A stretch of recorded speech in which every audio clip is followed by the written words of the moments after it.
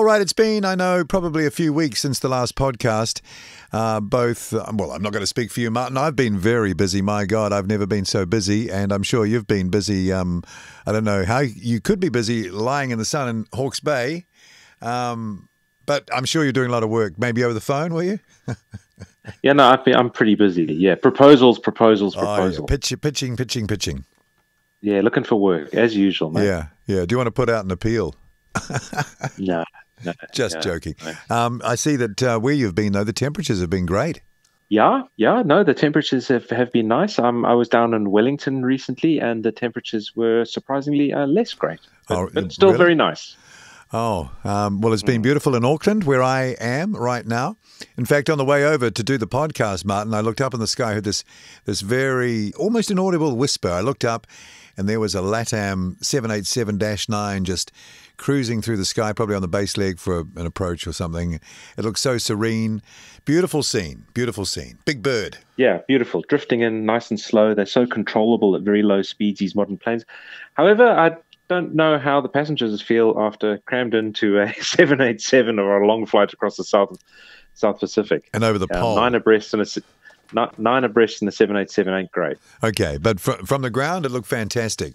Before we get underway, Martin, got to tell everybody that the interview at the end of this podcast is with Steve Thomas, the grandson of Captain Dave Thomas. Captain Dave Thomas was one of the first 8 New Zealand 737 captains to be trained to fly the new 737 jets that were delivered to NAC, the local airline before Air New Zealand, before the merger with the International Air New Zealand. And they went off to Seattle, trained to fly the 737, flew them home, and then, in Dave's case anyway, he flew them for 10 years, between 68 and when NAC finished in 1978. So Steve will take us through a bit of history to do with his grandfather and his involvement in NAC. And again, it just underpins the work we're doing with Bring Our Birds Home, why we are motivated to save these aircraft. In this case, as it relates to Dave, ZK-NAD, the second NAC 73 delivered, the aircraft that flew the first domestic commercial jet service, and the aircraft that Dave trained on before they brought it over to New Zealand around Seattle and Moses Lake back in 1968. So I look forward to talking with Steve at the end of the podcast. We have to start on Air New Zealand. Last podcast, we didn't have a go at them. We don't have a go at anyone, really. That's not our thing. But we were looking at why they were experiencing, I think it was $100 million below what that indicated for their profit. And that was a considerable lowering of what they led the market to expect. Now they're slashing airfares. I had a look after they announced this thing about a week ago, and already the fares mid-March on through were down $39.49 on many of the seats. That probably didn't last too long. There's been sort of differing opinions about it. Christopher Luxon says it's the biggest overhaul of their fare structure in 10 years, so that sounds big. But I hear the House of Travel saying, well, when it comes down to it, it's still only a very small percentage of seats, and if you're not in quick, you're going to miss out. And, we're going to have to wait and see if it really means something. So what do you make of this? Well, I've recently bought a regional ticket to Air New Zealand, and it wasn't $39, but it was significantly cheaper than what I was expecting to pay, and that was a few days after the announcement. What do I make of it? Air New Zealand are obviously not going to put all their cards on the table straight up, but I think this is an admission that they do have. There's a number of current issues that are facing them. They're getting hammered by guys like Shane Jones. Fair enough, because he says you're not helping the regions. You've also got a very, very angry Virgin Australia that feel a bit jilted after the Trans-Tasman arrangement was ditched, and they've got apparently 5 ATRs sitting down in Nelson Airport in storage, where a couple of licks of paint and a Tiger logo on there, and they could start competing within the next couple of months. Now, Tiger bill themselves as the cheapest airline in Australasia. Right. Yeah, I've seen the picture of them sitting there at Nelson. Yeah, that could be pretty scary for Air New Zealand, because even with reduced prices and if they manage to do their yield management properly, they're still going to make a lot of money on the regions if they're the only people really playing in the regions. Jetstar, and now that Qantas and Air New Zealand are working closely together, Jetstar will continue to operate to keep them honest, but Jetstar have never really made the big commitment to the regions that would really frighten Air New Zealand. And as I said, now that Air New Zealand and Qantas are getting a bit cozier, that will probably never happen. So I think it's a preemptive price reduction to keep the competition away, because the Virgin entering or via Tiger could be a very big problem. It also keeps the government happy. Most importantly, it restores a whole heap of goodwill, and this is goodwill that they have been losing slowly because they're a ripoff. And internationally, the same thing's going to happen, because at the end of the day, I like to fly Air New Zealand. I do. If I can, I'll fly Air New Zealand. But when I can save $600, $900 on a flight to Europe with another airline, I'm flying another airline. Because there's no airline that's $600 better. What it tells me is that it's more than just airfares. And I think this is why that perhaps they've been quite dramatic in what they've done. It's a combination of being too expensive, but brand loyalty can offset that. But when you mix in an ebbing of brand loyalty, that is a bad situation, because even discounting may not help as much, because then you come up against the cynicism that's built up towards the brand. And I think that's what might have happened here, and that's a bigger problem. That's a bigger problem to address. It is a big problem, because once you lose customers and they start trialing the competition, and you get out of a long aluminium tube and you think, well, actually, I couldn't actually, apart from the colors in the cabin, you can't tell the difference. Exactly. But it's cheaper. I mean, I did a flight recently with Virgin, and I was like, oh, well, I'll take Virgin. It was significantly cheaper. And I didn't have to choose between 6 different ticket types. I just bought the cheapest ticket. I got luggage and I got a meal, right? Exactly as their advertisement now says. Get luggage and a meal, right? Okay. Was it as nice as Air New Zealand? It was exactly the same as Air New Zealand. Yeah. The only difference was it was a purple decor on the plane. The staff had perhaps a slightly unusual accent, and the seat back didn't have a screen in it, but I could watch it on my phone, which was actually probably better, because my phone's got a better resolution than some of those screens in the back of the seat. And I actually said to the person I was sitting to, because we'd had a bit of a talk about during the flight, I said, can you tell the difference between this and any other airline? And he said, nah. Yeah. And he also said to me, he says, I fly this, it was an internal Australian flight. He says, I fly this one a lot. I buy the ticket on price. That's the only thing I look for. I'm like, yeah, well, I'm beginning to agree with you, mate. A lot's been made, though, of that Kiwi culture that is Air New Zealand and how unique it is and all of that.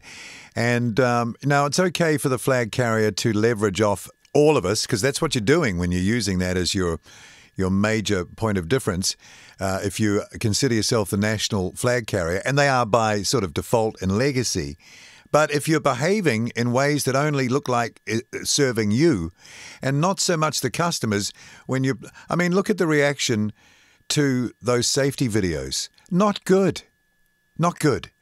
On the whole, bad. Well, it got a bit tired. And people go, it's a cringe factor now, being in the cabin listening to these things. Like, you almost feel like you have to apologize to the person next to you, for having been put through it. They think they're doing a wonderful, witty, funny thing. But they're not. You see, they're not. But, that's okay, and that's a learning experience. They've been doing it for years. They should have learned by now. Yeah, they've been doing it for too long. Exactly. It's not fresh anymore. And it was cool when it was fresh. It was, oh, yeah, that's all magic and blah, blah, blah. Now it's just same old, same old. It's boring. Oh, we good. It's become more of a YouTube hit thing than an actual, it's got tired. But, at the end of the day, people aren't stupid. You're sitting in a long aluminium tube. It makes no difference. Right. I mean, obviously, there's some airlines, maybe dodgy, but if you're flying across the Tasman, they're all pretty good. The only difference more important is, there's a huge difference in price. But more important is, they're all pretty good, but none of them is actually outstanding. All right. Yeah. For me anyway. I could be getting it wrong. I don't know, but it seems to me that it's more just now than a pricing issue. It's a brand issue, and it's the feel of the brand. And I think Kiwis have kind of disconnected from the way it used to be. Well, that was the point I was trying to make. One leads to another. unless your brand is absolutely outstanding and it's worth the extra $50, $100, $200, $300, yeah, you've just wasted your time, because it's not. Exactly. It's not. And it works for a while, but after a while, the moment people think, you know what, there's an offer here for $200 less, I'm going to take it. I mean, it's happening to me. I'm flying back to Oz the next couple of days. I've saved nearly $400. Wow. By not flying with Air New Zealand. Yeah, well, and Air New Zealand, I have to say, had some really good flights on the days that I didn't want to fly. But on the day I wanted to fly, which was a Sunday, I've saved a bundle. Yeah. Here's the thing. You don't know if you're paying. This not transparent. You don't know if you're paying too much because there's not enough seats. You know, there's no. The plane might be empty. And that's why when I say it's all about them, not about the customer. But the customer's got to feel that it's about them as well. You're not just a cash cow or an ATM for these guys, you know? Yeah, well, of course you are, and they try and cover it up with branding and making you feel special. Well, people are grumpy now. You literally are an ATM. Yeah. Well, you're an ATM to anything that you. But you know what that implies. You know, you get as much out of the ATM as you possibly can. You know, before the decline thing happens. Exactly. Anyway, so watch that space. But I mean, you know, I wouldn't be surprised if we see some personnel. We'll see what happens. Anyway, I won't try and second guess, but I think prices are going to stay pretty special now. They've just offered and unfortunately for me, I can't fly on those dates, but they've just offered some really tight pricing. The sale ended, I think, midnight last night, but they were offering. Oh, I think you could have got a return from Auckland or Wellington, a return to East Coast Australia for under $400. Wow. Which is unheard of. Well, I do remember Christopher Luxon, or the news that came before the announcement of the biggest overhaul of the pricing structure in 10 years. They were talking about having a slump in forward bookings. Yeah. And this is obviously in their thinking as well. They need to, you know, to pump prime that. But again, you've got to ask, why is there a slump in forward bookings? Yeah, I mean, I did this thing for a friend the other day. They wanted to fly to the States. They wanted to fly to the East Coast America, and they'd gone and they'd looked on the Air New Zealand website, and they had a flight. It was Auckland, Houston, I think it was Atlanta, with United, and it was expensive. And I thought, geez, you know, that is quite expensive. And you know, we discussed various options with alternate airlines, and I said, well, let me have a look for you, and I'll just have a look what price I can get for you. And I saved them nearly $800, and they're still flying Air New Zealand to the west coast of America, and then they're picking up United in San Francisco and flying on to their destination. The flight's 3 hours longer, right? Okay, which is a pain. It is a pain. It's 3 hours longer, but it's $800. Well, that's good rate for 3 hours. And they fly, but it's ticketed with United, the whole flight. Right. So, you know, is that a disadvantage? This customer is not a gold customer or a silver or anything. They just want to go and see their kids over and who are studying over in the States. They saved $800. It's taking 3 hours longer, mate. Well, think about what you can do with the kids with $800, spending money more than you had. Yeah, I mean that's what that was means. very interesting. That was very interesting to me, and that was directly off the United website. Wow. Here's another thing. If they're bringing in like A321 Neos to fly domestic, which is what they're going to be doing, I think 8 are coming, in the next 2 or 3 years. 320s, right? Let's say that they are at least 10, 12% on actual cash in and out basis of the current. Are we going to see a discount? I mean, is it going to lower their prices, or are they just going to maintain the margins and sort of like run off to the bank laughing? Oh, now we're really screwing them, you know. Well, I think what that gives them is it gives them the option to provide that discount if the market needs it, and you know, if things continue to not go as well as they have been, you'll definitely start seeing a discount due to that aircraft. You should be seeing a cheaper flights internationally, because the 777-300 is vastly cheaper than the 747-400 to operate, yet the fares are about the same or more expensive than they were.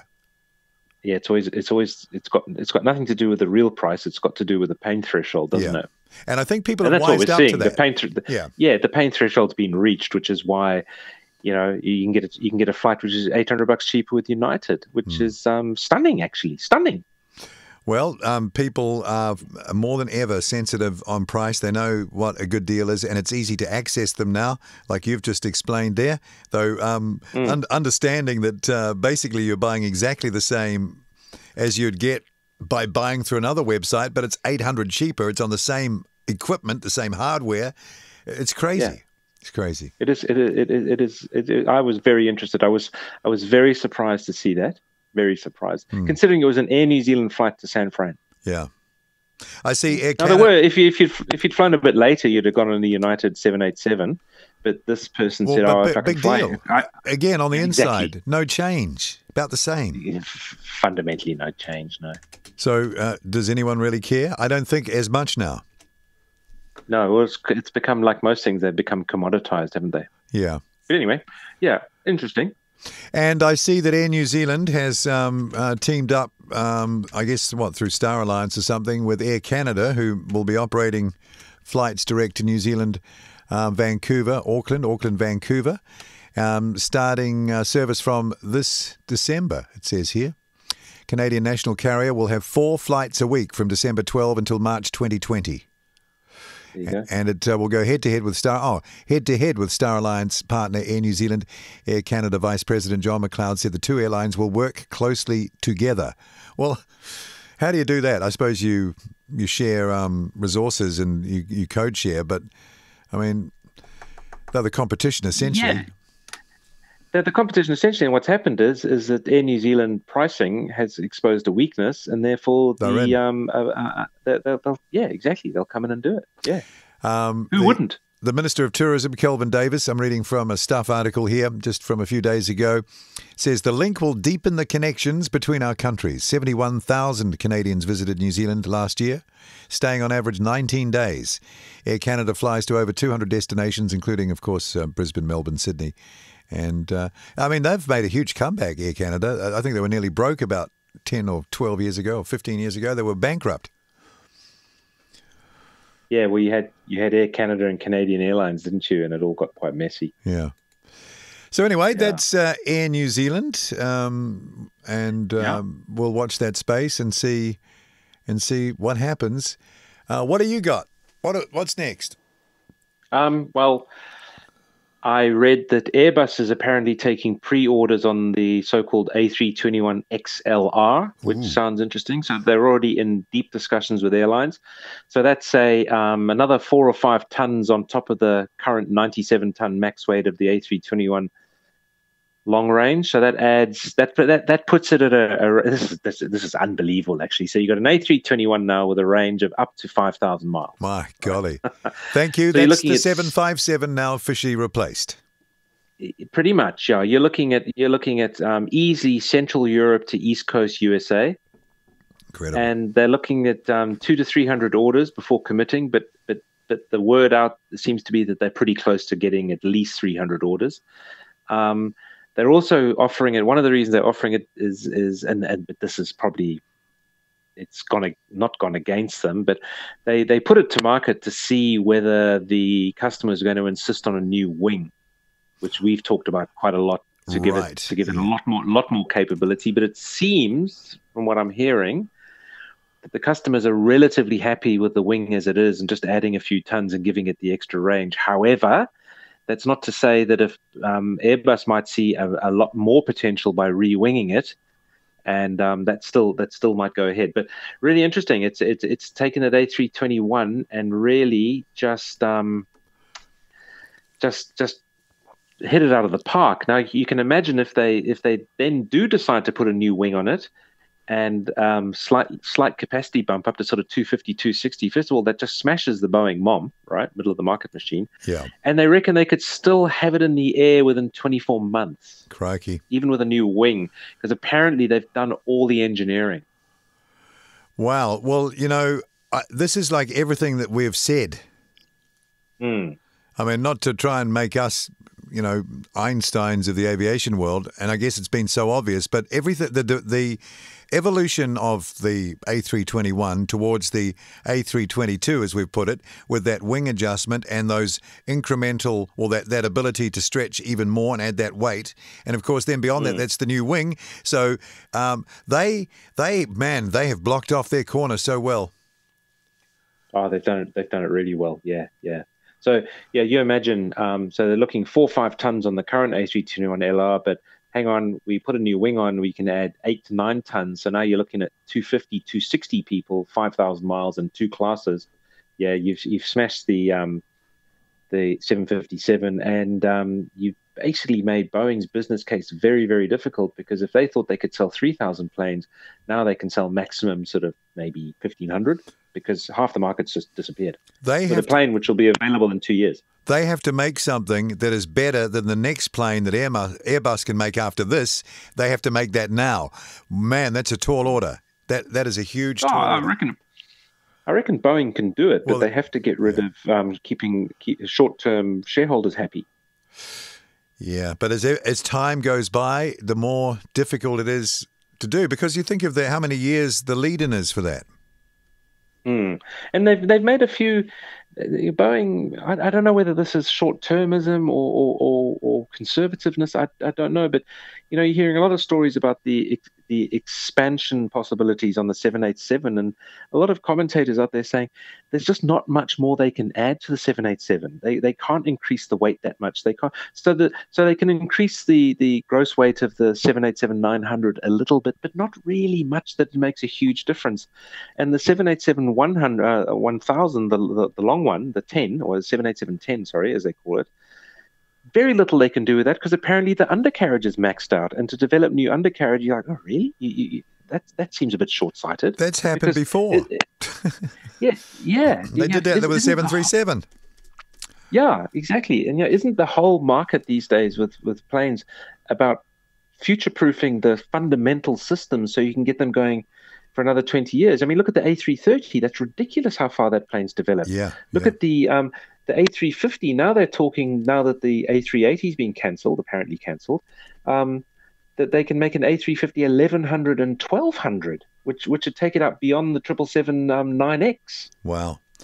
Wow, really? Surely it says a lot as far as Boeing is concerned that they're all the other models, apart from the 787, they're not using the same production process. They've gone through that whole experience, and they're not using it.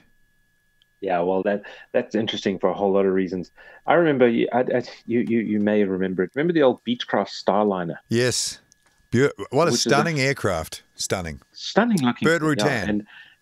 And that was all built out of carbon fiber as well. And I remember people at the time saying that was meant to be built out of carbon fiber because it was going to be stronger than lighter than aluminium. And it may have been stronger, but it was like 25% heavier.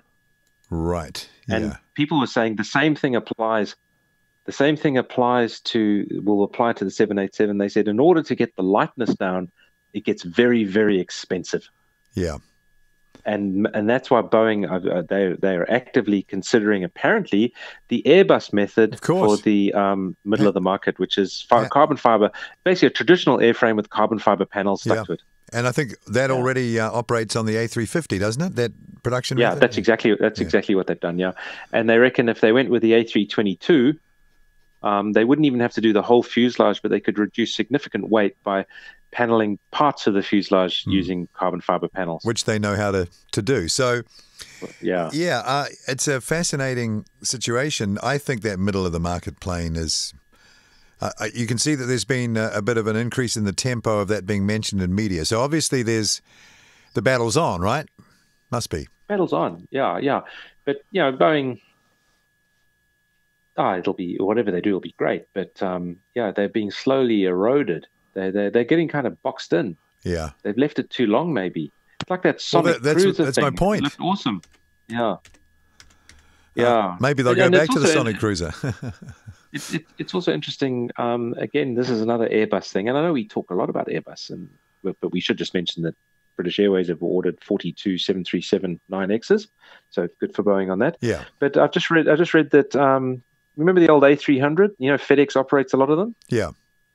And they've got 52 of them, right? Wow. And they're replacing the cockpit with Epic Primus big screen glass cockpit. They're replacing all the complete cockpits. So they're going to be it won't be like an A350 or a 787, but it'll be possibly even more modern. Wow. It'll look similar to, the PC-12. You ever look in the cockpit of the Pilatus PC-12? I think so, yeah. Sort of like that. The new one with the big 15-inch screens and everything. That's what the old A300s, the FedEx are all going to get. Those are 600. So they're obviously going to keep... They were the last ones. Back in mid-2000s, right? The last ones off the line, I think. Yeah. So they're obviously going to keep them for a while.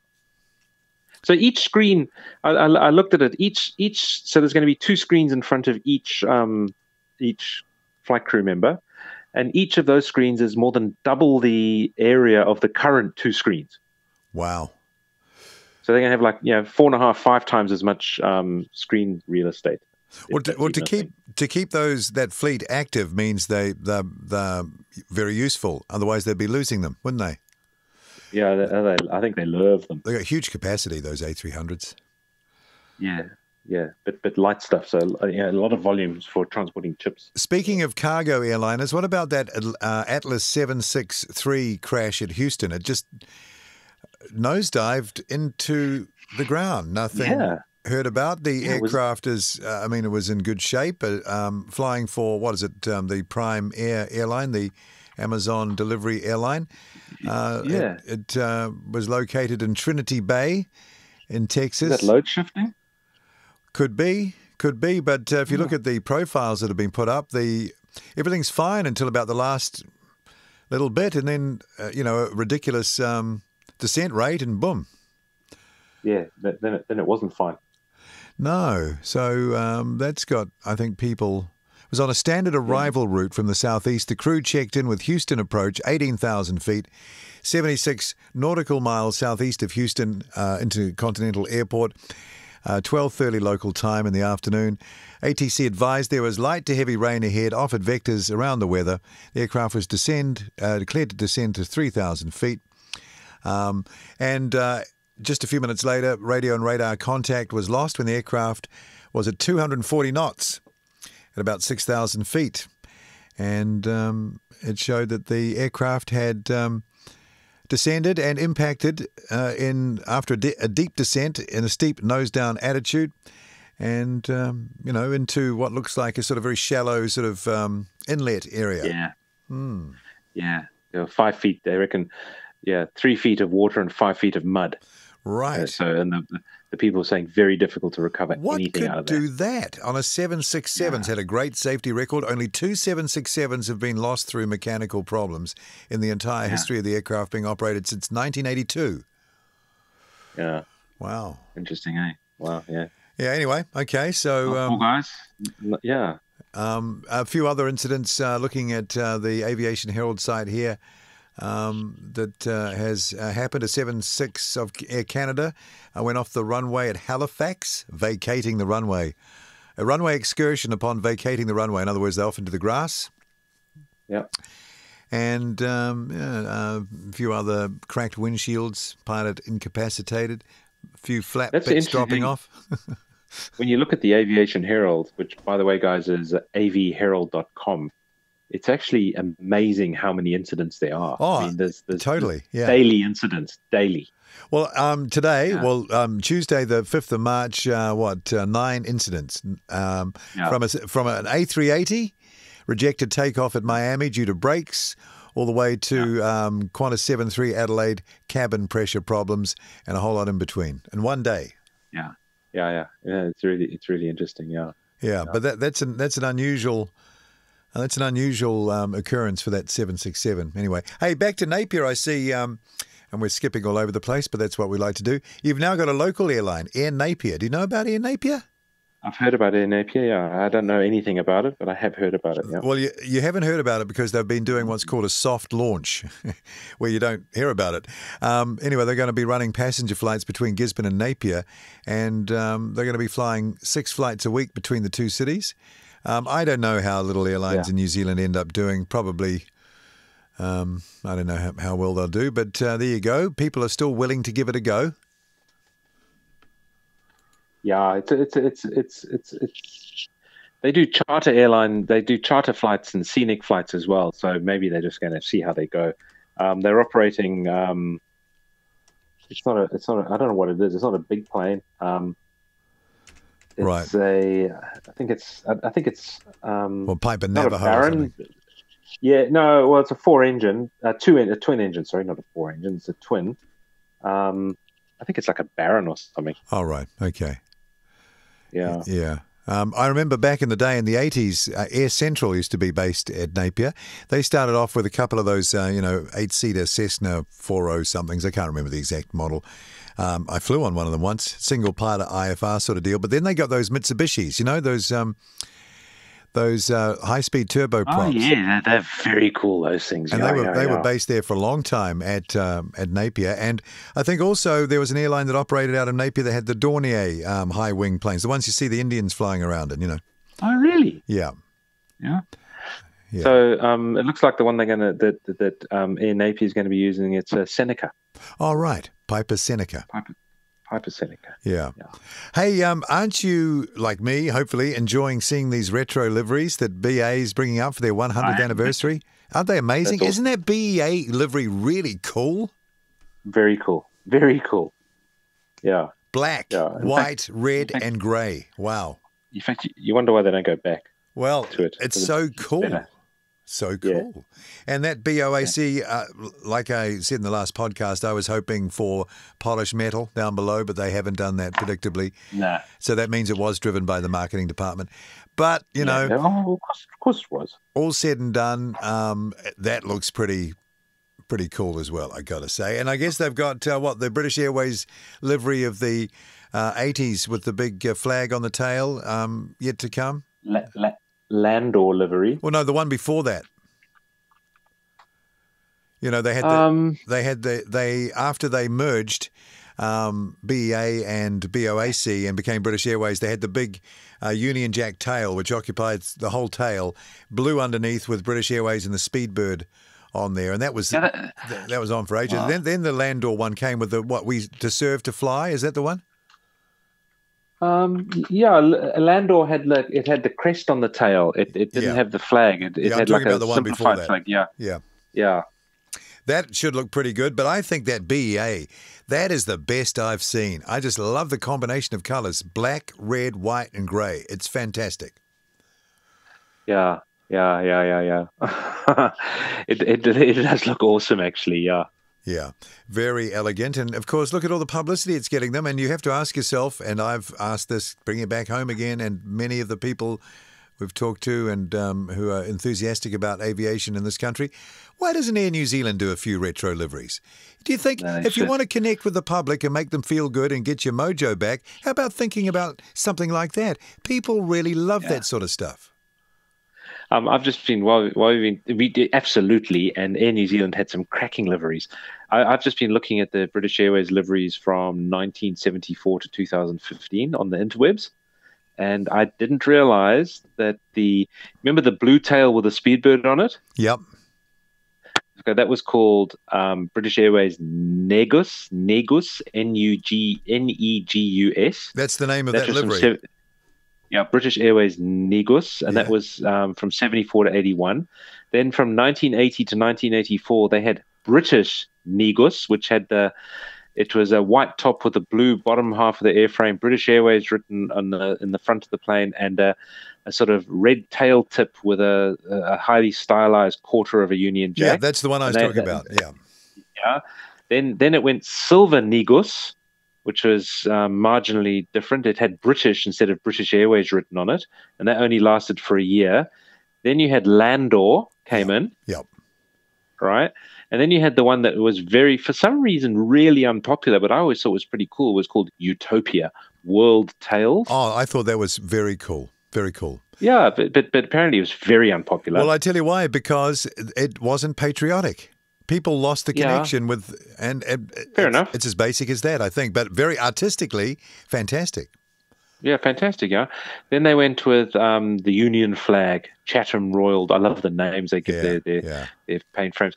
And now it's 2014 to present. It's called Brilliant White to Fly to Serve. To fly to serve. Oh, they're out of their minds. Yeah, well, anyway, you got to keep you've got to keep the Britishness because that's the brand. It's like keeping the Kiwi-ness of something. But you give it those names and it sounds, I love that, to fly, to serve. Empire, isn't it? It's got an empire feel to it. I think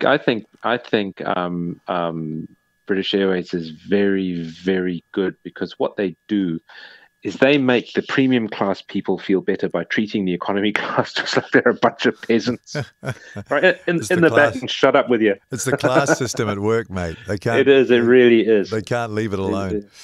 Yeah, your economy, shut up and get down the end. Yeah. We don't want to hear anything from you until we're there, and we'll throw you a few scraps of food along the way, but shut up. Yeah. Leave us alone. And don't smoke. Yeah, it's quite funny. Yeah, anyway, speaking of the POMs, Farnborough International Airshow reported today will no longer host a public weekend after negative and vitriolic feedback for displays. It's been announced. Organisers said the Shoreham air crash had expedited the decision. Was that the Hawker Hunter that crashed? Must have been. Yeah, well, our mate piled it in, yeah. Which comes amid a dwindling number of spectators. Dwindling? Air shows are, okay, I always thought that they were very popular. Every one that I've ever been to has been very popular. So they're focusing on a 5-day trade show now. That's a pity. Yeah, they say they appreciate the affection plane lovers had for the public weekend, but it received very negative and vitriolic feedback from 2018. Look, I mean, are people that scared these days that if something goes wrong, and in aviation things can go wrong. When it goes wrong, it's dramatic. That was a horrible thing. It doesn't happen every time. It's a very rare thing. But because of that, now all the fun goes. Great. Yeah. Because people are all shocked and crazy emotional. Now, that seems to be happening a lot these days, Martin. Things are shut down if people are offended. Thing is, what we don't know is maybe it's less to do with the public refusing to attend or being extremely vitriolic. Maybe it's more to do with the insurance company saying, yeah, you're happy to have a pilot. We'll give you a weekend for the public, but it's going to cost you $5 million a day in insurance. Yeah. I'm a cynic and a skeptic, so perhaps I'm wrong. Well, okay, then we'll come out and say it's because we're not prepared to pay the insurance. People could understand that actually, but what it does here, it's like, it was a terrible thing, and that means that we could never have a public display at an air show again. Crazy. Yeah, no, it is crazy. And that whole tradition of that air show is public displays. If you look at all the old footage. Absolutely, but this does prove the point that the main and obviously the most successful reason behind the trade shows is that they obviously sell a lot of weapons. So. Weapons. Well, okay. Maybe it's actually too controversial to show military hardware now. Yeah. I feel offended. I feel very offended by it. Well, there's going to be nothing happening anywhere if that carries on, if England stops selling weapons, half the economy would shut down. So you better get over it. It's what's paying for the welfare state. Yeah. Oh, really? That's interesting. I want to get on to MH370, Martin, because we talk about MH370 a lot, and there's been no shortage in the time between the last podcast and now of more MH370 stories. Some of them are just, I got to say, absolutely crackers. People are losing their marbles, and the media companies are proving that clickbait is all that matters. The clothes are off the emperor. We can see that now, and they're prepared to lower their journalistic standards to a ridiculous level. It's embarrassing. But anyway, there are also some better theories being talked about that are being reported. The latest one I see in the Express in the UK is talking about an oxygen bottle explosion now.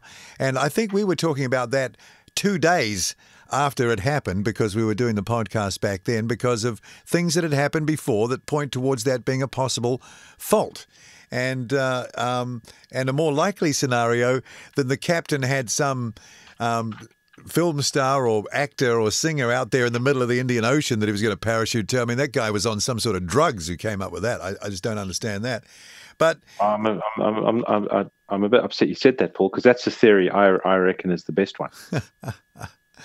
He parachuted to a raft. It just shows you that, and I can understand that there are nutters, I'll use that word around, nutters, who come up with wild theories and that they give themselves a label that looks credible when it's quoted in a newspaper article, a so-and-so expert or whatever. And, I mean, there's no reason why a Qantas captain can't actually be kind of crazy. I mean, it doesn't mean that you're default sane if you're an airline captain, right, or a retired one.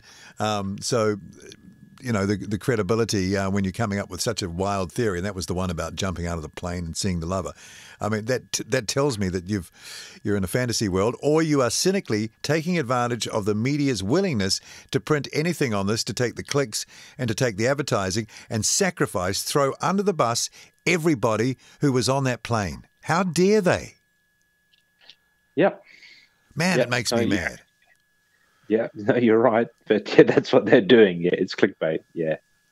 And people are right, and it just proves it. And people will rise to the clickbait opportunity. So it's a self-fulfilling shit cycle, actually. That's what it is. Excuse the language. And have you noticed how, like every 2-3 weeks, a new MH3, it's just like, oh, well, there'll be an algorithm somewhere that's calculated that every time they bring out an MH370 story, that they get 5 million clicks across the world. So whenever they got a bit of quiet time, or not even a pretty bit of quiet time, because it takes up no space to run a story like that, because they'll get the same 5 million people clicking on it. So They just do it. It's terrible. Yeah. That's the way things are. Well, I'm reported today in some publication called The Stock Standard, because I've done a search for today, just today's news, March 6th we are, but this is reported in the Northern Hemisphere, so March 5th. MH370 shock. Malaysia more than willing to reopen search for Malaysian Airlines plane. They're considering reopening the search to find the aircraft carrying 239 people. And there's interest now on a piece of wing debris found in Pemba Island, Tanzania. I don't know when that was, but that's what they're talking about here. And they're talking about that the search should be more closer to that area now. So, I mean, it's like a wild goose chase all over that part of the world, isn't it? Yeah. I don't know what to say. You know, it's going to be it's going to be shockingly mundane. The real reason, they're going to find it eventually. Something will come up. They probably won't get the data recorder at this point because it might be corrupted too long underwater. But they'll see it, and I reckon it's going to be the oxygen thing, like we said from the beginning. Yeah, it just seems to be. You know what they say, if it's the most likely thing, it's going to be it. Well, there's two scenarios on the oxygen thing, and that is that something like happened on the ground at Cairo happened, and oxygen was pure oxygen was in the cockpit. Someone lit a cigarette. I think that's probably what happened. The co-pilot, he was a smoker. They smoke on Asian planes. There's no big deal about that. And it happened at the top of the climb when everything goes relaxed. Remember that last words, good night, from MH370? That's when the pressure comes off. But the other thing is, remember, I think you discovered it, that this is a few years ago, we talked about this, a BA 777-200 climbing out of Heathrow had an oxygen blockage in the cockpit, and the door was shut, and the door sealed so tight that the cockpit started draining of oxygen. They all got lightheaded, and they had to open the door. Now, that could have happened at altitude when everyone's sleepy up there. Good night from MH370. Let's kick back because we've got 5 hours before we have to, in the middle of the night, before we have to do anything. And, you know, quite easily that could have happened too. They'd go off to sleep. No one can open the door. It's an armoured door, you know.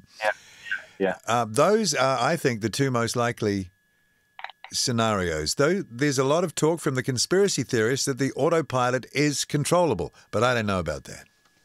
Yeah. Again, you know, it takes too much of a leap of faith. It's likely to be something simple, and those planes do have known occasional oxygen issues. I suspect it's that. Yeah. But until we know, we won't know, and everything else is speculation.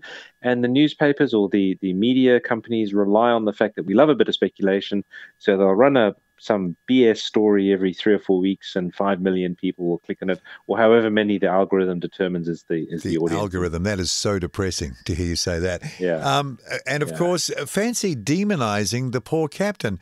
I mean, the way he's been talked about, he's like the devil incarnate. He's like, you know, the darkest person on the face of the earth. who would do something like this. I mean, it's a horrible destruction of his character. It is. It's a horrible, but it's obviously an amazing parachutist because he can get out of a wide body, jump out, miss the wings, open the door. He can actually open the door. There's a lot of wing just behind the front door on a and there's a lot of horizontal stabilizer at the back end too that you'll end up on the leading edge of too.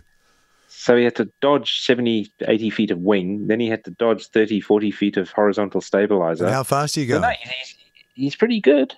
Good. How fast are you going? You must have seen or read the story about the guy, I forget his name, who jumped out of the Northwest 7.2 over, was it Montana somewhere with a cache? DB Cooper.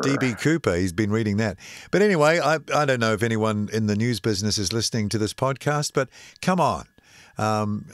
Get your act together. This is becoming farcical. No one minds if there's a theory that comes up that has supporting evidence that's reasonable, but this craziness is just... Well, there's no evidence on this, so they should just, shut up. Yeah. Anyway, that was a bit of a rant, but it's been building up. Yeah. It's been building up. You're obviously not happy. We've got to... I want to talk about Qantas next. Okay, what's up with Qantas? Qantas are looking very hard at Sydney Heathrow and Melbourne Heathrow, and they've invited Boeing and Airbus to provide more info on their ultra-long-range aircraft. Very interesting. Sydney Heathrow is 9,188 nautical miles or 17,016 kilometers. Now, it's interesting to me to realize, because the Great Circle route always just blows my mind, head explosion. Yeah. That Melbourne Heathrow is only like 120 k's less or 113 k's less. So that's 9,127 nautical miles or 16,903 kilometers, which is okay. That's a long way, right? We're all agreed that's a long way. It is a long way. Sydney, New York, 8,646 miles or 16,012. Now, the current longest flight is Singapore-Newark, and they're flying that with an A350-900 ultra-long range, and that's 15,343 kilometers. Not far. They need to add another 1,000, or in the case of Sydney Heathrow, Melbourne, they need to add nearly 2,000 kilometers to that. Let's call it for safety. Now, Qantas reckon they want to be doing this within the next 3 years, which is interesting. Because that's going to rule out 300 passenger planes because you're going to have load restrictions and everything. So they're looking at a premium heavy like the Singapore Airlines flight to Newark, which is they only seat 67 in business and 94 in premium economy. So it's 161 passengers on an A350-900. That's a lot of empty space, but it's obviously paying because that flight is apparently it's making money. Right. The other really long flight operated by Qantas is they're using a 787-900. That's 14,500 kilometers. And that's actually got quite a few seats, but it's load limited. So it's a 236-seat 787, but they're only running 212 passengers and little or no cargo. With 212 passengers. So that is very interesting that it's quite quickly this new generation of aircraft have stepped up to offer what was unimaginable 10 years ago, right? That's right. Only that long ago, yeah. Yeah. It's that will, and apparently that flight from Perth to London, it's very popular, and it's only about $200 more expensive than the regular flight because, of course, they're not paying the landing fees and everything going down in Singapore or Dubai. Yeah. So, but what makes this even more interesting for me is that everyone's panning the A380. And yet no one disputes the fact that an A380 with 350, 400 people on it could also fly Sydney to Europe. But that never gets mentioned. Why? I don't know. It's also, the A380 is not economical. Yeah, but you're running it at 200 or 300 people less than it could comfortably carry. I just don't get it. I've never got it. I don't get it either. I've never got it. It's like the same people that hammer Tesla. You're like, but people are buying them and they really like them, so maybe you're wrong. Well, I don't know. Anyway. I don't know either. Interesting to hear that. Speaking of Tesla and Elon Musk, let's make that segue. The Dragon capsule got to the space station. Oh, my God. So it's all on again now, isn't it?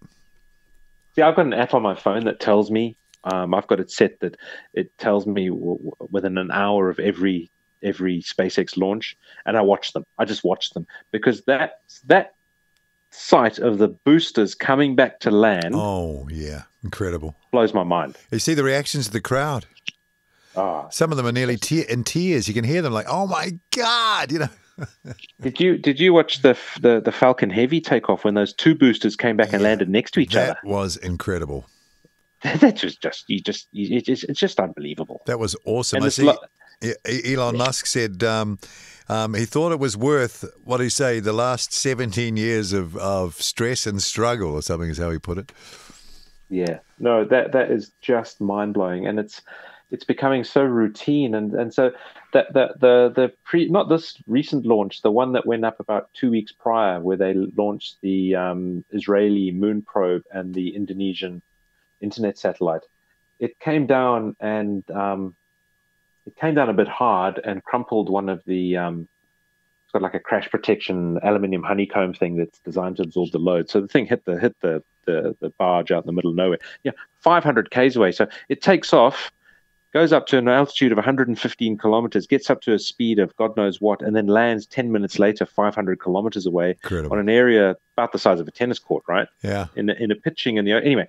So that booster made it down, and it came down quite hard. So it crumpled one of the shock absorption pads, whatever you call it. And that's going to go up for a fourth time because they're going to use that to test the Dragon escape mechanism, the capsule ejection system. So then, they're going to send it up to 20, 30 Ks up in the sky, then blast the capsule. And they reckon it might still land, in which case they'd use it for a fifth time. But they think it might not land. They might just, it might ditch. But they're not entirely sure. And you're like, my God, it's become that routine that you just think, whatever, well, we'll give it a crack. It has become that routine. Watch. It really has. It really has become. Everyone else is just going, yes, son of a biscuit. Jeez. Well, here's the thing now. It just makes everyone else look stupid, doesn't it? SpaceX is now the premier space services operational provider now to U.S. government, U.S. corporates. There's no one else close. He's got it all to himself now, hasn't he? He's got it pretty good. Well, they keep the Launch Alliance, the Space Launch Alliance, or whatever, the Boeing, the old school. They keep trying to keep them going because you do need some competition. But what amazes me? Okay, so SpaceX, awesome, just fantastic, and it's a new generation. But don't overlook Soyuz, mate. That thing's been plugging along since the '60s. True, and it doesn't fail. No, it never does. Yeah, I mean, occasionally they had that last one where the capsule had to ditch at 80 kilometers or something, but they made it back. Yeah, that's true. Hats off to the Russians. They've got that thing pretty nailed. Yeah, but they don't have rockets to land back on the ground to get. I'm sure they could have, but the goalposts have moved so much that. Mate, that is just unbelievable, and I don't think people appreciate it enough. Interesting to see also that Virgin Galactic is finally kicking in with commercial flights. I remember actually talking face to face with Richard Branson about this at the Oshkosh Air Show. About his plans to, make the first commercial flights into, well, it's technically space, isn't it? I mean, it looks like space when you see the picture of it. They go, I think, how many kilometers up? 60, 65, something like that. 293,000 feet. It's a long way up. It's space, yeah. And he said, in a couple of years we'll be doing this. And how many years later? That was 2006. So 12, 13 years later, I think they've had 2 commercial flights now. And it's taken this long, and I guess things like that always do take longer than you think. But it looks amazing, doesn't it? And it's all, again, now space tourism is all on. Yeah, no, it does. It is. That's also pretty spectacular, yeah. Oh, you can actually go weightless. It's incredible. And, of course, you got the Amazon, the New Shepard. That's awesome as well. It's all happening, eh? It just shows you. Yep. I watched there's a visualization, and I'll put the link when I put the podcast up. There's a visualization showing over, I think, in the last 25 years, the biggest companies in the US stock market. And it starts 25 years ago. It's like IBM, Gillette, Ford, Chevrolet, all these companies. Yeah. And then what it does is every year the lines or the companies shift depending on their market capitalization, and it's pretty stagnant for like 15 years, and then suddenly out of the middle of nowhere, Apple, Google, Amazon, just bang, bang, bang. It's just, like Gillette was in the top 20 or top 10 or whatever it was for years and years and years, and suddenly all these companies just disappeared. It's just like overnight. GE, Gillette, gone. And if you look at the market capitalization and the turnover of those new leading companies now, they're massive. It's like $100 billion. Oh, yeah, Apple's like off the scale. That's bigger than our country. Yeah. Oh, God, yeah. It's incredible. So, and what about Elon Musk's Starship, that stainless steel thing? Have you been getting your head around that? I have. That's interesting. It's going to use the weeping fuel system to keep it cool when it comes back, and why he went from carbon fiber to stainless steel. There's a really good YouTube channel called The Everyday Astronaut. Where he explains all of that in great detail. And it's everyone's saying it's a huge leap, but if anyone can do it, it's those guys. So don't knock it. And if you're one of those guys, you never listen to people who say it can't be done. Ever. You never listen to them. Absolutely. Because there's plenty of those people around. Shortly, we're going to hear from Steve Thomas, who's the grandson of Dave Thomas, who was one of the original 8 NAC 737 captains from 1968. He passed away a couple of years ago at the age of 90. I met Dave back in the 90s when I was making a program about the 737 in New Zealand. I interviewed him along with quite a few of the other old-time pilots, probably at least half of those original 8. And he was a really nice guy. And Steve has been following the Bring Our Birds Home campaign, particularly interested in obviously the 737, the former ZK-NAD. And the family's been collating up material. Dave wrote a book recently. And Steve will join us at the end of our podcast here for about 25 minutes to take us through the career and experience of his granddad. The interesting thing is, and this is what happened, Martin, for guys of that generation who were in their teens pre-war and came into that whole war situation where they needed pilots, they needed to fill up air forces. Went out in the Pacific, flew Corsaires, came back and did the airline thing all the way through to basically the peak of the jets. Seeing everything from string bag right through to, passenger jets. And he tells a good story, and particularly be listening out for his description one day of coming into Wellington on a beautiful day. It's just a beautiful description. So that's coming up. But first, I think we should update, unless you've got anything more you want to talk about, we should update Bring Our Birds Home. Go for it. Okay, so we've added another aircraft to the list. Martin, are you aware of that? No, I'm not, Paul. Okay, so, you're hearing this for the first time. We located the first Mount Cook Hawker Siddeley 748, delivered in 1968, ex-ZK-CWJ. That aircraft and the others that came along after it built the Queenstown, Wanaka, Mount Cook tourism industry. From very rudimentary right through to what it is or what it got to be, I think, in the late 90s, early 2000s. So that is an artifact, again, of our transportation and tourism history, really. And that's at an airport derelict at the moment in Bangladesh. And we've talked to the airline and they're happy to negotiate a price to sell. Probably won't get airborne again, but it's intact and missing a rudder and a few other things. The engines are still on it. And it looks in reasonable shape, even though it looks like it's been sitting out there for a while. It's converted into a cargo plane. So that's a cool thing. To discover that their very first one is still around, I mean, how can you ignore that? So we've got that in play. We've also come across an original NAC billboard from the 70s. I remember it used to be on the building, if you can remember Wellington, Martin, the Old Hut Road and where it goes up to Tinakori Road. So, and just before Thornton Quay, if you're coming that way. So not on the motorway, the other road up by the hill, and there's this big downtown storage building, what used to be a downtown storage. It used to be a furniture company, and this billboard was sitting there. Yeah. Yeah, and I remember going into town as a teenager on Friday night, driving past there and seeing that actual billboard. Now, I know it's that actual one because you won't believe it, from our former suburb of Eastbourne, an Eastbourne local who was cleaning out the basement of that furniture factory 20 years ago came across this full-size billboard in very good condition. He's alerted us to it.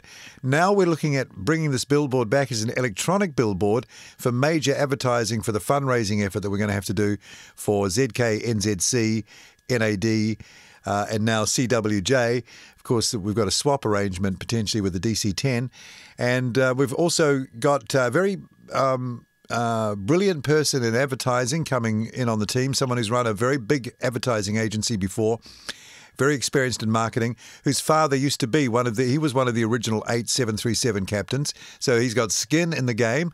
That will start to make a difference at the end of March. We're just waiting. Again, we're having to be so patient and so adult about this. We're just waiting for that decision on the DC-8. We're told it's going to be positive. Once we know that we've got that, we can put out a fundraising target to our 3,500 supporters and anyone else who will listen to purchase those 3 airframes. I think we need to do it in that way, and that billboard hopefully will be part of it. So that's a great find, and the actual billboard itself will be heading to the museum in Wanaka and will be displayed in the next few months. So that's a good thing too. Well, that's pretty good, yeah. Yeah, so there's that. Now, of course, the 748, you've got family history with the 748, isn't it? Because your dad flew back to Europe on one, didn't he? He did, and I've got all the footage. He filmed it. He flew from Christchurch on ZK-DES to Brisbane, and then up to Mount Isa, to Darwin, and up Indonesia, and all through, Singapore, and right up through as far as Nepal, and then, across all the way to London. It's all on videotape, and the footage is fantastic. And we're going to start playing some of that on the Bring Our Birds Home website. I also filmed the final day of operation of the 748 in Mount Cook service, and I've got footage of the whole day flying on that last day. So that's pretty special, and that's all shot on broadcast quality as it was back then, Betacam. So we'll be bringing some of that out.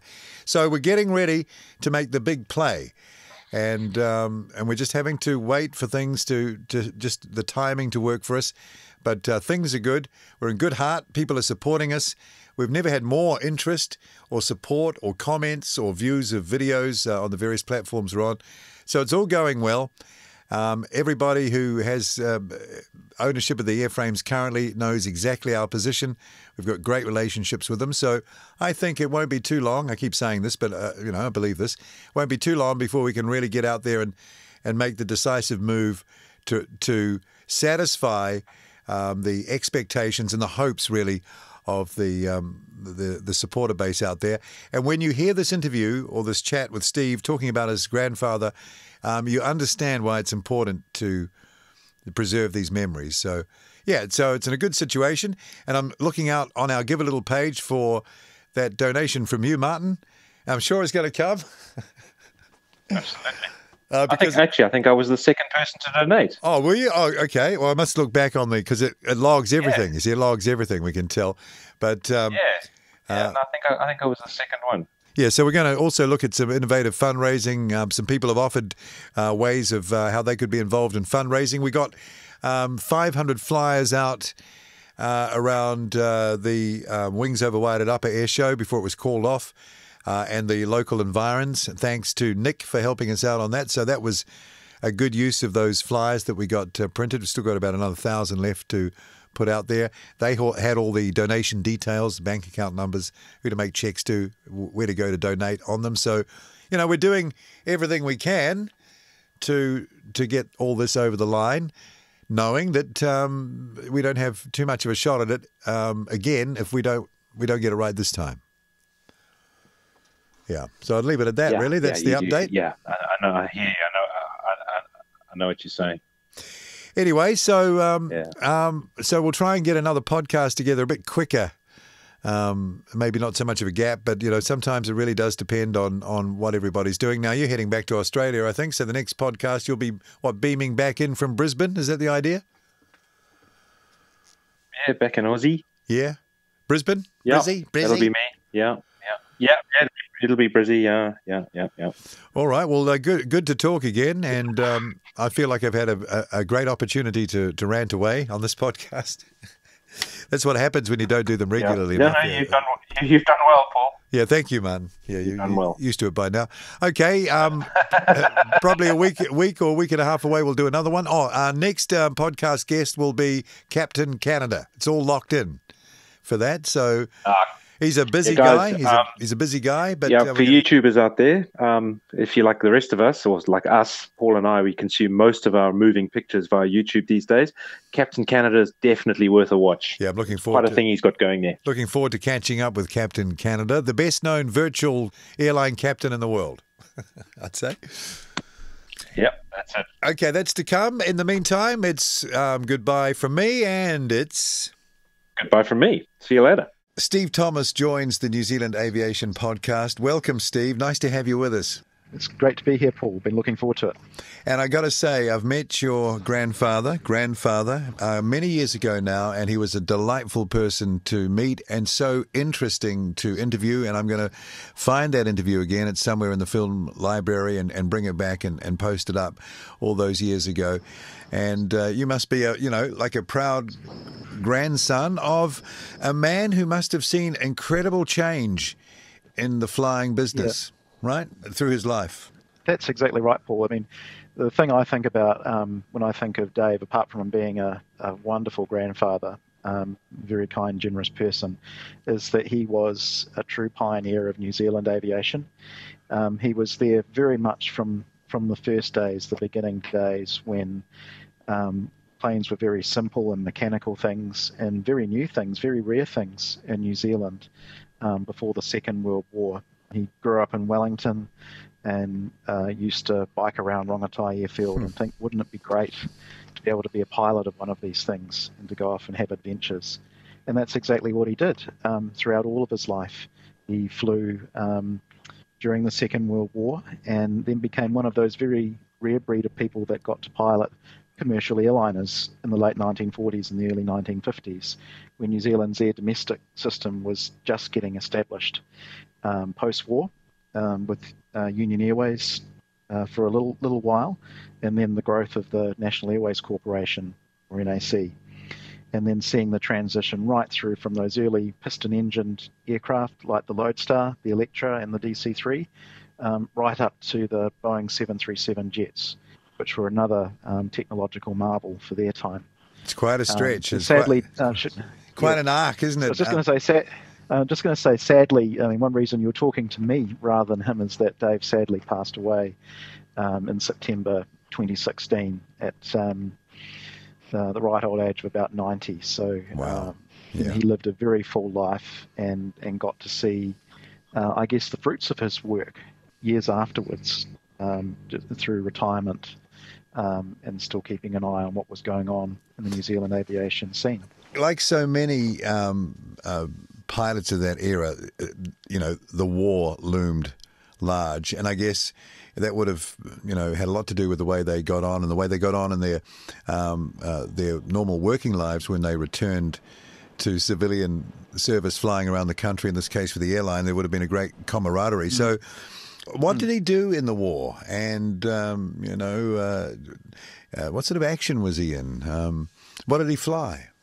Well, Dave he turned 18 in October 1942, and I think he was really looking forward to that because he'd been at school. The war had been going on for about 3 years, and he really wanted to get into the Air Force and to fly.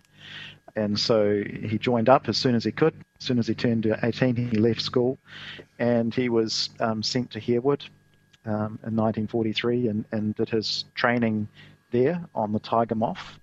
And then just sort of gradually actually worked his way up through the ranks in the Air Force at that time.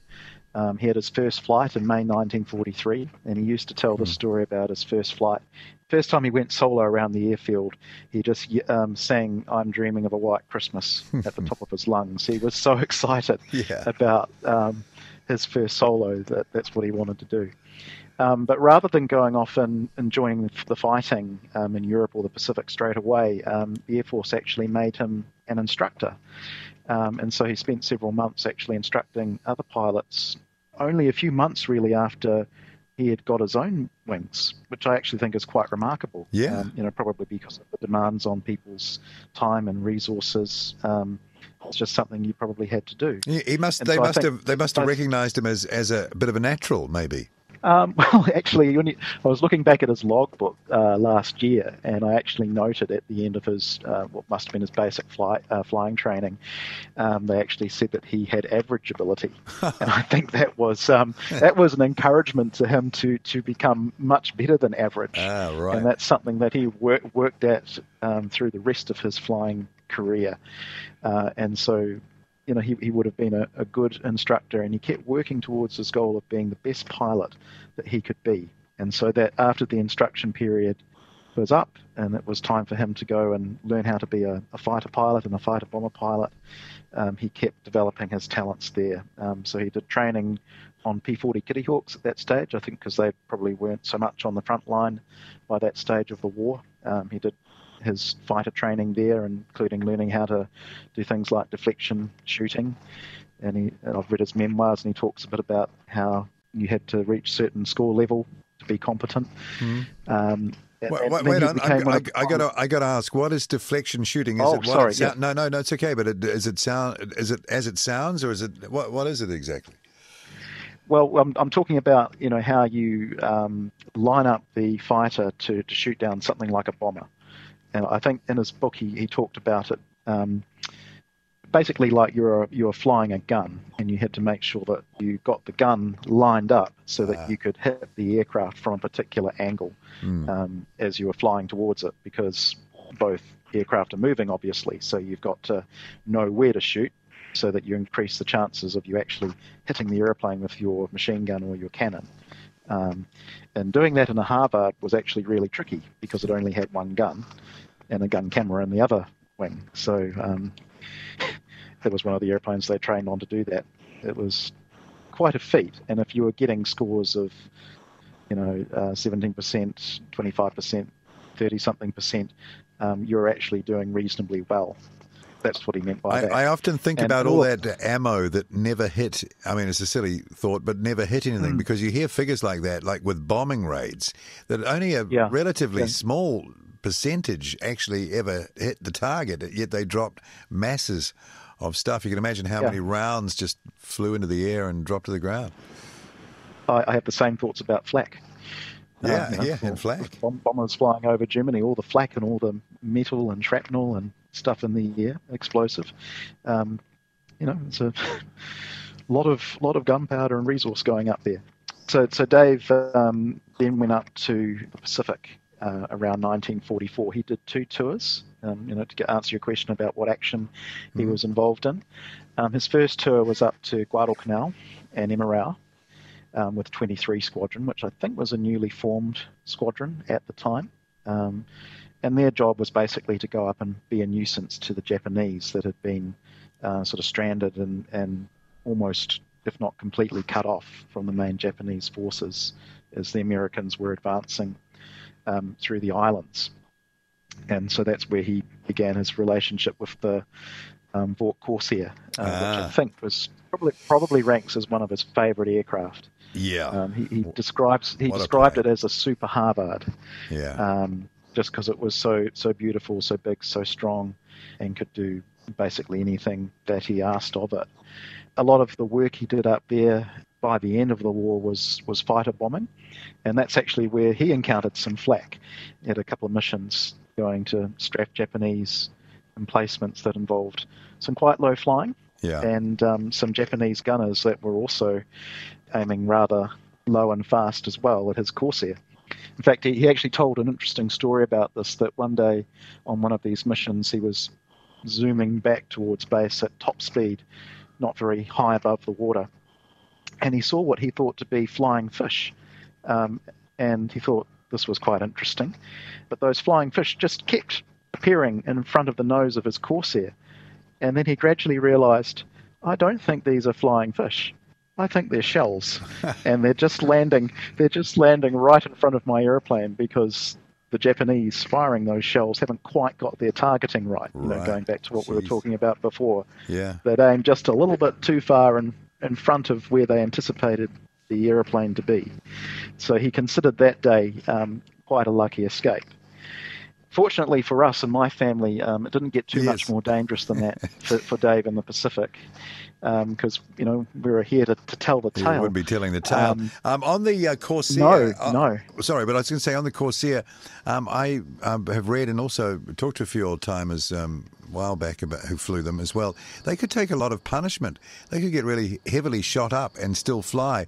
In fact, one guy I talked to had a round go through one of the cylinders, and it still carried on. Yep. No problem. I believe that. I think the Americans definitely knew how to build big, sturdy fighter aircraft. I think they were called the Whispering Death. Didn't the Japanese say that they were called? Yes. Whispering Death. Yes. So I think he was very happy to be in a Corsair rather than something else. And he was very sad, actually, when he finished the war and having to fly one of these things home on one of the long ferry flights back from the islands into, I think it was at the end of the war, they went into Whenapai, and then eventually they all ended up down at the graveyard. Yeah, broken up. Near Hamilton. Yep. Or just left to rot for many years and then broken up. So Dave spent several years in the Pacific, further refining his skills and loving every minute of it, doing around 243 hours, according to his logbook in the Corsair. Wow. But at the end of the war, the things actually weren't that certain, and particularly for pilots, because as you can imagine, there's lots of pilots who now actually don't have jobs to go to. And for someone like my grandfather, flying was all he knew, and flying for the Air Force was the only thing that he had done. He didn't have a career to go back to like other people who had enlisted in the services did. So for him, there was actually quite a bit of uncertainty around late 1945 and into 1946 about what job could he do. And he had to work for a government department for a few months, which he absolutely hated, but had to do to pay the bills and to provide for his lovely new wife, Joni. Right. Which he'd named his Corsair after, of course, as all the young men did. Great. After their girlfriends or their wives. And so he had a few possibilities. One was to be a flying instructor with one of the Aero clubs, and another was to join Union Airways as a commercial captain, or the other one was to do what he had originally thinking of being doing before the war, and that was to go on I think it was one of these long short service commissions. That's right. That's what they're called, overseas with the RAF. As the story turned out, he managed to get a position on the flight crew with Union Airways, which is probably another feather in his cap, because there are probably even fewer people that have can say they've flown for Union Airways, which is the pre-war cursor to National Airways. And so he flew for them for a few months before it became National Airways Corporation in 1947, when the government legislated all the private airlines out of existence and combined them into National Airways. Well, now, they were starting with a bit of a ragtag bunch of aircraft too. There were de Havillands and Lockheed, I think a couple of Electras and maybe a few Lodestars, and it was sort of like a motley collection. It was a motley crew, indeed. A modern economist at Air New Zealand would probably have a fit at the number of different aircraft types that NAC were operating in those very first days. And you're right, it was everything from the biplane Domini up to the DC-3, which was considered the most modern aircraft in the fleet at that time. And that eventually became the workhorse from the early 1950s, I think. Around about 1952, maybe 1953, all the NAC operations were standardised on the DC-3, except maybe a few very select services like down the west coast, where you still needed things like Dominis to get around. But Dave's first captaincy was actually of the Domini, flying out of Rongotai. It was only 6 passengers, and I think must have been quite a come down from flying something like a Corsair. Oh, yeah, think about it. Zipping along at several hundred miles per hour to going to a biplane Domini over Cook Strait. which is probably wasn't in hindsight probably wasn't the best aircraft to be operating. Here's what it would be like. Stretch of water. Here's what it would be like. It would be like driving one of those old Morris 1100 land crab cars. Oh yeah. Versus some hot American sort of cool hot rod. That with the roof down and the big steering wheel and the beautiful upholstery. Yeah, and one day he actually had an incident with an engine where one of the cylinders, I think, shook loose. And fortunately, it happened over land, and he was able to turn back and land at Wellington, I think. But if it happened overseas, it might have been a different story. It had been fine all day, but just on that last flight that he was doing for the day, it just happened to have a pretty critical mechanical fault. Wow. And there's not much in the way of backup systems in a de Havilland Omni. I imagine it probably would be a very gradual descent into Cook Strait. Yes. If it was fully loaded. I would say that I remember him talking about the Viscount, because I asked him about that. And that was in relation, I think I mentioned it last time in the podcast, but that it always stood out. I was asking him about how the 737 handled in Wellington, because I'm from Wellington, and I used to remember those. We used to go watch them come land on those hellishly windy days, And I asked him how it was, and he said the 737 handled Wellington without any problem at all. He said it was fantastic. But he says, I remember him saying, I had a really bad experience coming in one night in a Viscount, though. That's what he said. So... Yep. Yes. Well, I heard your last podcast, and I heard you make reference to it, so I made sure I actually looked it up in his memoirs to see if he actually talked about that, and fortunately he did. Oh, great! So I can give you a wee bit. Oh, please. I can give you a bit more of a blow-by-blow account of that. Well, let's hear that now. I'm really keen to hear that. Yeah. Well, and there's a bit of history involved in this too, because the navigational aids in those days weren't quite the same as what we have now. So these days, some sort of ILS, instrument landing system approach, is much more standard. But back in the days of the Viscount, they were still using EFL-based radar, and the controller would actually talk you down. It was called precision approach radar. And so that's how Dave was flying the approach on that particular night. It had been a very turbulent day during the day. Winds had been gusting around 60 to 70 knots. During the day. So if you can convert that to kilometres per hour, we're talking probably something in excess of 130, maybe up to 150 kilometres per hour or more. And he was flying at night on instruments. So it's not a good mix, really, for landing any sort of aircraft, let alone a commercial aircraft. So they were approaching runway 34, which is the southern runway, landing towards the north. So I presume it was probably one of those very gusty Wellington. I think he indicated that it was, as by memory serves me. Yeah. And so they were maintaining glide scope down, heading into a 74-knot wind. He found out later on, not at the time. Perhaps if he'd known that, he wouldn't have actually attempted the approach. But God bless him, he did. He recorded that the airspeed on approach was fluctuating by about 20 to 25 knots in the wind, so they were being buffeted about quite a lot, and the vertical speed was fluctuating by 1,000 feet per minute, which I'm sure you can appreciate is not a particularly safe situation to be in. So that was sort of heading down sort of around 3,000 to 2,000 feet. He managed to get below 1,000 feet, and he said that the winds got even worse from his feeling, and I think he decided at that approach it would probably be wiser to do a missed approach and divert to Palmerston North for the night, and then take the bus back to Wellington. I think his passengers were quite appreciative of that decision too. Apparently there'd been one other Viscount land slightly earlier than his. I think it might have come in from Christchurch, and they'd had a not quite as bad with the wind, but a similar experience coming through, and they just managed to get visual with the runway, and he thought it was better just to put the thing down, even though it was a bit slick and a bit wet. Yeah, a bit windy, rather than having to climb out of that very bad turbulence again. So there were a few days like that where it was pretty hairy with the Viscount and anything else really getting into Wellington. Although I do have to say his opinion of the Viscount, a bit like the 737, was that in most conditions that it was designed for, it did the job really, really well. Same with the Friendship as well. They all handled that Wellington weather extremely well. Provided it was operated within limits. That was his qualification. Oh, that's really good. So there you go. Yeah, thank you for having you've been enlightened on that accurate little information. episode. Yeah, the accurate information. Yeah. Fantastic. And I know he did mention that he was impressed with and you mentioned it before we started talking. We'll have that quote from him. He was impressed, wasn't he, with the way the 737 flew? One thing Dave was very keen on was visual imagery, and he actually recorded his visual impressions of all the aircraft that he flew in his career, right from the Tiger Moth up to the 737. And he had this to say of the 737.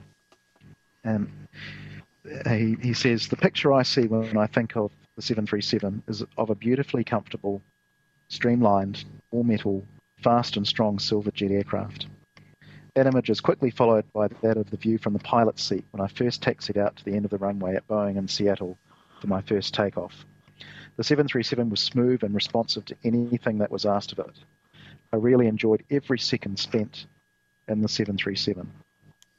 One of my lasting memories of flying that wonderful aircraft is of a particular approach and descent into Wellington Airport. It was not one of those awful days that Wellington can produce, but an absolutely perfect, clear, calm and sparkling day. On our descent north of Cook Strait and passing through about 10,000 feet, I could see all of Wellington and north of Kapiti Coast. I could see all of the Marlborough Sounds, Nelson, Blenheim and the Kaikoura Mountains. The sun was shining brightly on the scene, and there was not a cloud in the clear blue sky. It was just the perfect picture to remember as I guided my silver bird along the radar trail to touchdown at Wellington Airport. I have many other memories of the 737, but that descent into Wellington on that particular day is the most vivid for me." And I think elsewhere in the book he mentioned that day was the same day that Neil Armstrong landed on the moon. Wow, that was great. So that was so good to hear that. Thank you. That captures it really well. On that point, a great thing to note is that Dave was one of the first 8 captains. That's right. To get the chance to go over to Seattle and be trained by Boeing on the 737. And I mean, not only was that a big opportunity, there was actually a lot at stake for those guys too, because if they didn't pass, then they would actually have to spend, I guess, what was left of their career, most likely on the Viscount, but possibly on the Friendship as well, because they hadn't made that step from turboprop aircraft up to the complexity of the new jet aircraft. And it's worth noting that there were also a few NAC captains, either because they were reaching retirement or because they weren't confident enough that they could handle the jets, that they actually either couldn't take up or had to turn down that opportunity. It was sort of more the captains who were in their 40s or maybe their early 50s that got to do that very important job for the corporation. And there was a lot at stake for the corporation. They had to show that these new jet transports could work and do what was promised of them. And so he took that responsibility very, very seriously. I went to Moses Lake because I know that Dave went to Moses Lake and trained actually on NAD, the aircraft that we're getting, that very aircraft. Yep. Very special plane. So, he would have flown that aircraft many times. You probably got his logbook, you can see. Oh, well, actually, by that era, they seem to have stopped recording in the handwritten logbooks exactly all the hours. But on the 737 overall, I can tell you that he did 2,628 on 737 type. So that would have been between 1968 and 1978. Yeah. Most of that, of course, would have been in New Zealand, but some of that will be from the training in the States and also going and training pilots at some of the overseas airlines that NAC had contracts with, like South African Airways and I think FAT in Taiwan at the time. Okay. He was doing some training with one of their captains, and a left-hand tyre flew out on one of the main landing gears, and that was an interesting landing, which involved veering off the side of the runway. Yep. So he did all sorts. He delivered ZK-BXF, one of the 100 series Friendships in 1961 from Amsterdam back to New Zealand. And also he did a Trans-Pacific delivery flight for one of the subsequent 737s that they bought from PSA. Okay, NAL or K? ZK-NAD. Yeah, K. NAK. Yeah. NAK. Jay was a Boeing original. That's right. But Yeah, K&L, that was for Aloha, I think, Jay. A friend of mine was actually the guy who transferred the money to buy it. Simon Nixon was their accounts guy at the time. And they got that. It was an Aloha, and it was the last non-advanced. And they got it cheap. I think they got it for $1.3 million. Oh, it's a bit like getting your old stock out of the store, isn't it? Exactly. The new stock Yeah. comes in. So one of the interesting jobs that the early pilots have to do, and pilots still get to do this today, is to actually go overseas and deliver an aircraft brand new from the factory to home. And so the first time Dave got to do this was in September 1961. He had to go all the way to Amsterdam to pick up one of the new NAC Fokker Friendships, the 100 series ZK-BXF. And I always used to enjoy going out to the airport at Christchurch, and if I saw BXF, I thought, that's the aeroplane that my granddad delivered all the way from Amsterdam back to New Zealand, 20 plus years ago. And it's still here, and it's still flying around. Finished its days for Mount Cook Airlines, I think, at the very end. Yeah. Yep. In Mount Cook colours with the lily. Yes, I remember that one. So back in 61, though, they had to do this remarkable trip, starting, of course, in Amsterdam, then flying to Rome, on to Athens, Damascus, Bahrain, Karachi in India, Delhi, Calcutta, Bangkok, Saigon, Zamboanga, which I presume is probably in Indonesia, Biak, and then on to Darwin, Cloncurry, Brisbane, Norfolk Island, and then intended destination was Wellington, although I understand with that delivery flight and also with a later one that he did on the 737, the weather was miserable at Wellington, so they had to divert elsewhere at the very end of the trip, having experienced fine weather on all the other legs. Right. But that was not just for the territory they covered. That trip was also quite eventful because they kept having problems with the engine fire alarm, which was, well, of course, a little bit disturbing, but also unusual for a brand new airplane that you would have this sort of problem coming up. Of course, there was no fire, and after a bit of investigation with the flight engineer, they found the cause was dampness in the engine fire sensing circuit that connecting plugs at the engine fire wall. So that was just a little niggle. And I think it may have persisted on in some of the Friendship fleet after that, little electrical problems like that. But that was one that occurred on the delivery flight. And he also spoke of this remarkable sight of seeing a dust storm between Damascus and Bahrain. This wasn't your everyday dust storm at the beach kind of storm. He reckoned this extended up to a height of about 6,000 feet. Correct. And they could see it clearly because they were cruising at 17,000 feet at the time. So that was a remarkable sight to see on that part of the trip. And then at the very end, he got to actually use some of his skills from way back in the war, doing those long over water flights with the Corsair, because in those days Norfolk Island didn't have distance measuring equipment, nav aids, like all of the other modern airports had by this time. And so to keep track of their track, he had to actually devise a little air plot to work out where they were at different parts of the point, a bit like you would do these days with a GPS and your waypoints, marking where you were supposed to be off based on bearings. So I think he quite enjoyed that because he got to apply his skills that he'd learned from earlier on, like they used to do in the bows and arrows days. Yeah. So that was a pretty eventful trip. And then the other delivery flight that he was involved in was bringing one of the latter 737s back all the way across the Pacific Ocean from California. So he and some of the other pilots were involved in bringing ZK-NAD back in. That was in 1973, September 1973, in fact. And there's a funny story attached to that delivery flight too, which probably isn't very well known because you would have had to be there to see it. But all the top brass at Pacific Southwest Airlines, which was the airline that NAC had bought that 737 from, second hand, they actually turned up at the airport that day to see the NAC crew off, which was a very kind thing to do, so Dave thought. But unfortunately, on the day of departure, rather than getting a direct departure out of the airfield that they were leaving from, they actually had to to do a long diversionary climb out of the aerodrome because of, I think, some American fighter jets in the area. But Dave, in his foresight, had planned for the standard departure, but he hadn't counted on the fact that there could be a change to those plans. So he had to quickly redo the departure flight plan and get it logged, which held up everything on the ground. And I think the dignitaries from PSA was left sort of standing around wondering why the 737 wasn't going anywhere. So there were little tricks like that to the trip, besides the navigation and the complexities of taking a short-haul 737 all the way over the Pacific Ocean. Because in those days, the 737 didn't have the legs that it does now, where it can fly for quite long distances over long expanses of water. In those days, they had to fit the high-frequency radio and all the nav aids for those sorts of flights, and also the internal fuel tanks. So they would rip out all the passenger seats and put in these either rubber fuel bladders or big drums, big fuel cans in the cabin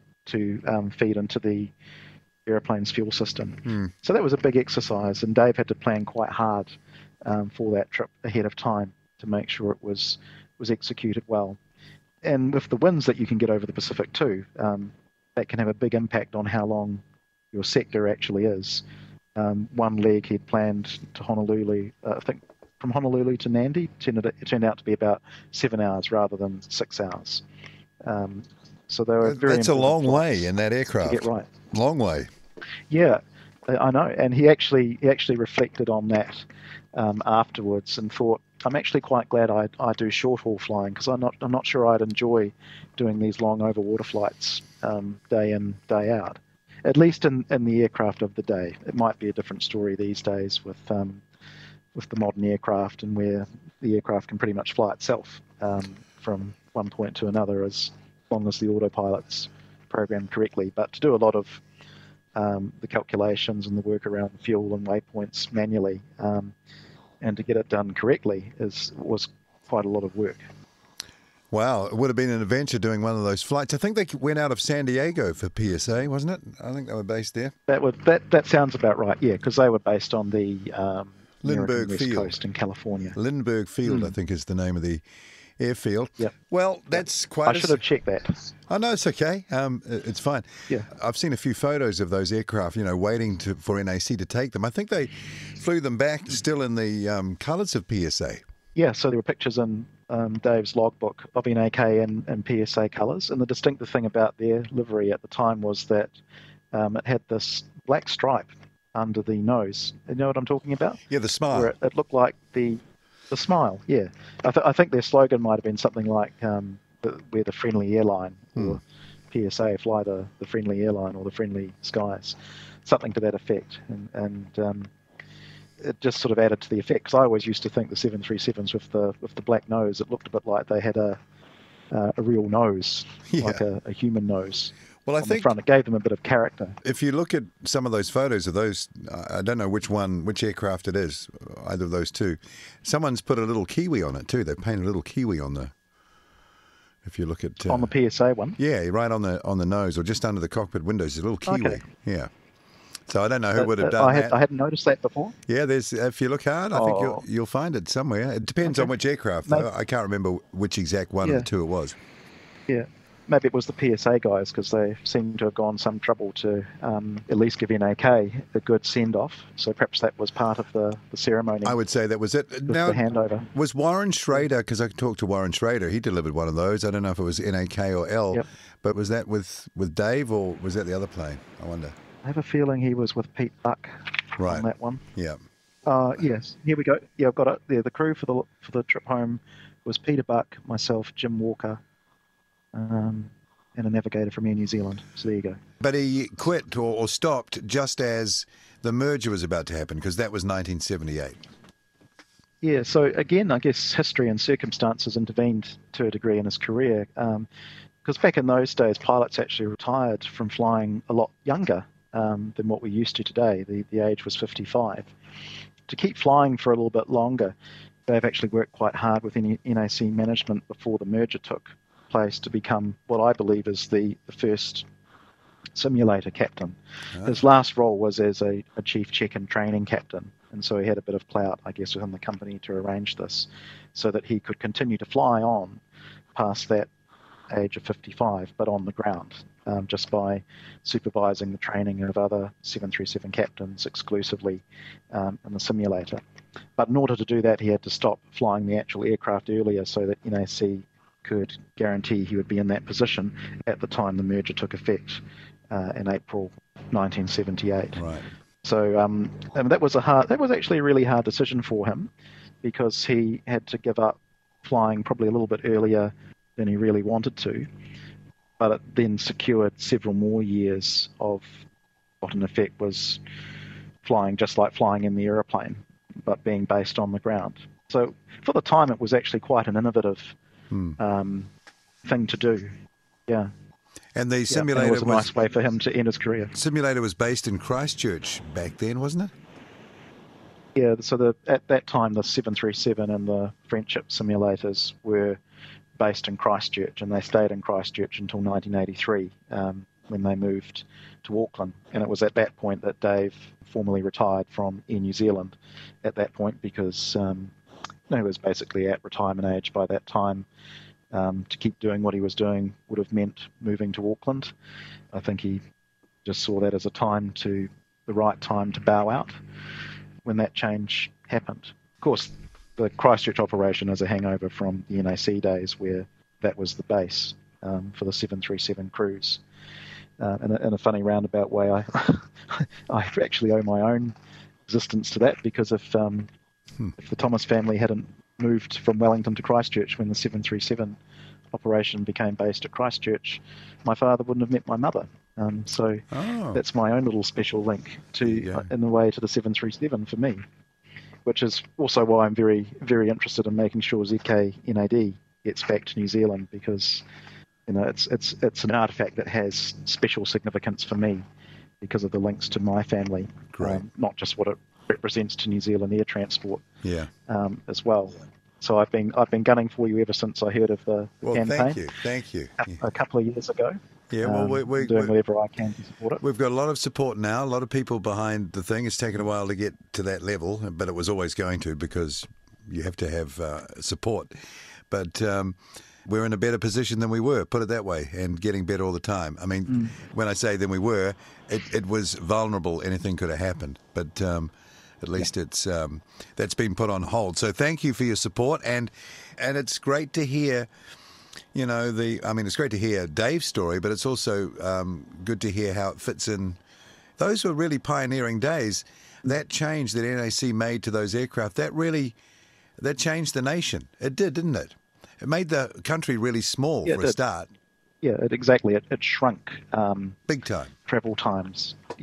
From taking maybe a couple of days to get from one end of the country to another, let alone being able to do a day's business.